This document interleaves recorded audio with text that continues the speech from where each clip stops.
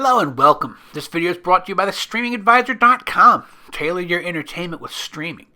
What we're going to look at in this video on this Apple TV here is Plex. We've of course shown you plenty of videos on Plex, but there are some cool new updates to Plex that we want to show you. So we're going to start off in the movies and shows section, and what you'll see is the channels section. And if you hadn't been paying attention, you might be surprised to see that it has grown. Plex has always, or for the last couple of years, it's had its own movie selection. And it's been growing it bit by adding new partners.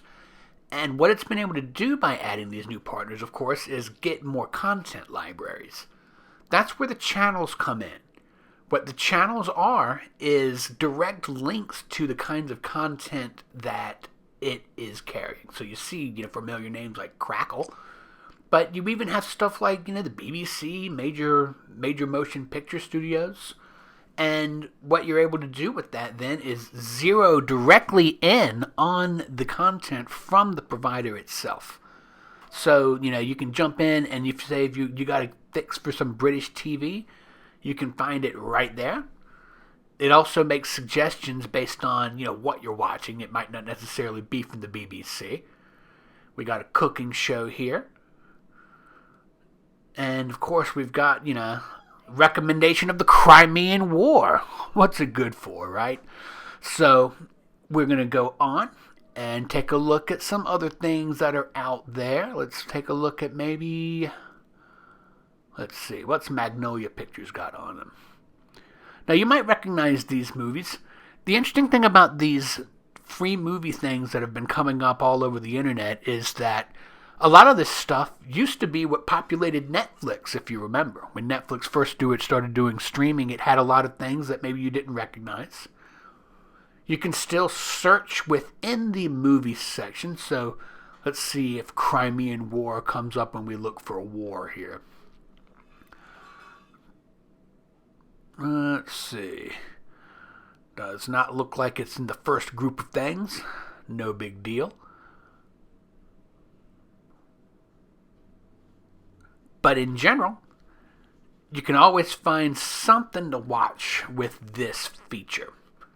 And of course, with all these channels, if you still don't want to dive in on each individual thing trying to find something to watch, they still provide you a solid categories section. It isn't the most gigantic categories section, but it gets you started pretty good. I mean, they're all the basics. So you jump into sci-fi, and what do you find? Sci-fi movies. Everything from these classic movies to even old TV shows. But that is where we are there with the movies and stuff. But check this out. Plex has a new feature that helps you organize video games. If you sign up for the Plex Arcade for $2.99 a month, you actually get started with Atari games. And no, Atari games are not the most advanced games. And, you might have, golly, these things might be 5 times older than you are. But what it shows you is sort of a proof of concept of how it works. You see that it organizes everything so that you can see a splash screen. In grid mode, you can see the original game art. And the thing is that if you have digital games from other platforms, you can add them to a media library just like you can when you organize your TV shows and movies. The thing is that you do have to get an update on your Plex server. That means you have to have a Plex server on a Mac or a PC. You got to update it. You got to add you a games folder. And most importantly, you have to have a subscription or even just a login with a company called Parsec. Just like Star Wars, they made the Kessel Run in 12 parsecs. It's the same idea, or the same spelling at least. There's no flying in the Millennium Falcon. But what you're going to do is you're going to set up your account. And then you just go into your Plex server and say, add games, just like you did with movies or anything else. If you're comfortable bouncing in and out of Plex servers, you should know exactly what I'm talking about. If you're not comfortable with that, you probably weren't going to dive too far into the weeds anyway, and that's fine. If you share a library with somebody, enjoy it for what it is. But there's a whole lot of stuff to just jump in with. There's about, 28 games, I think it is. And the thing is that whatever games you put on here, it's going to find what you need. It supports tons and tons of different systems.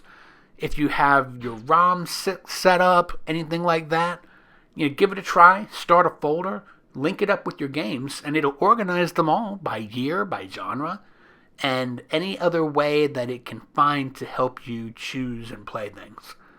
I have never heard of Ninja Golf, but I can't imagine that that's, logical. I mean, it's kind of hard to hide on a giant golf course, right, ninjas?